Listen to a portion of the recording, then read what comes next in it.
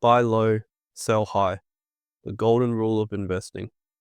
Everyone knows it, barely anyone follows it. Why is that? It sounds easy in theory, but in practice, it takes discipline, patience, and emotional control. Let's talk about it. Why this rule matters, why most people get it wrong, and how you can avoid falling for the same mistakes. To make money in crypto, you need to buy when something is undervalued and sell when it's overvalued. Real simple. We all know this, yet most people don't actually do it. They get sucked in right at the peak of the cycle, when crypto is trending on social media, when everyone is talking about it, and when influencers are making wild predictions. Then, as soon as the market turns, fear kicks in and they dump everything at a loss. To successfully buy low and sell high, your mindset needs to be different from the majority. You need to be contrarian. You need to act when others are afraid. Warren Buffett said it best: be fearful when others are greedy, and greedy when others are fearful. Most people are like sheep. They lack critical thinking and simply go with the crowd. They're too scared to be different, too scared to make their own decisions, too scared to take responsibility. It is extremely difficult to do the opposite to what everyone else is doing, which is exactly why most people lose money in the crypto markets. If investing was that easy, everyone would be rich, but it's simply not the case. The crypto markets are full of emotion. People chase euphoria and run from fear. That's why the crowd is usually late, both at the peak and at the bottom. When everyone around you is euphoric and you're hearing Bitcoin to 1 million on every podcast, chances are we're close to the top. On the other hand, when everyone is saying crypto is a scam, crypto is dead, you need to sell everything, that's probably the time to buy in. You don't have to be a genius. You just have to observe the sentiment. If it feels scary to buy, that's usually a good sign. If it feels exciting to buy, that's usually a bad sign. You can't follow the crowd and expect different results. You need to do the opposite. Truth is, crypto isn't for everyone. It is the most volatile asset class in the world. 30% swings in a matter of hours are not uncommon. Not many people have the stomach for that kind of price movement. This is where most people fail. They can't control their emotions and they don't have a plan, causing them to react emotionally with every price move. The volatility is the price you pay for the potential gains. If you can't handle the volatility, you will never stick around long enough to build real wealth. You need to be willing to watch your holdings tank 20% in one day and still having the guts to buy more. The calmer you are through the ups and downs, the more opportunity you give yourself in the future. Everyone wants to buy the exact bottom and sell the exact top. Truth is, no one can time it perfectly, and if someone tells you they can, they're lying. The strategy is to buy low and sell high. The strategy isn't to buy the exact bottom and sell the exact top. Waiting for the perfect entry point often leads to missing the move altogether. You sit there and wait for it to go even lower, then it does the opposite. It goes up by 5%, then 10%, and now you're emotional. You say screw it and buy in, thinking it will never go lower. Then it does indeed go lower, and you're blaming everything except for your own bad decision making. Instead of worrying about perfect timing, just aim to be positioned early. It is always better to be in the market than to be on the sidelines.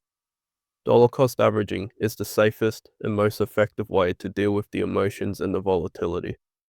Pick an amount and pick a frequency. You could do $1,000 a month, or $250 a week, or even daily buys, for example. It doesn't really matter. You just have to stick to it. When the price goes up, you buy. When the price goes down, you buy. When the price goes sideways, you buy. Over time, this gives you a nice smooth average. You've removed the emotion, you've stuck to a long-term plan, and you've avoided trying to predict the unpredictable. DCA works especially well during sideways markets. Set the buy orders, forget it, and set some realistic price targets. Then, many months later, you would have built up a solid position, and you can slowly scale out. When you dollar cost average into a coin, you have to keep track of all the transactions so that you can calculate your average entry price. For the sake of round numbers, let's say you DCA $100 weekly into a coin for 50 weeks. And after those weeks, you end up accumulating 200 units of that coin. Your total investment is $5,000, meaning your average entry price would be $5,000 divided by 200, which is $25. If the coin is trading at less than $25, you'll be at a loss. If the coin is trading at exactly $25, you'll be breaking even. If the coin is trading at above $25, you'll be in profit. This is something you need to calculate and keep in mind for when you are setting your sell targets.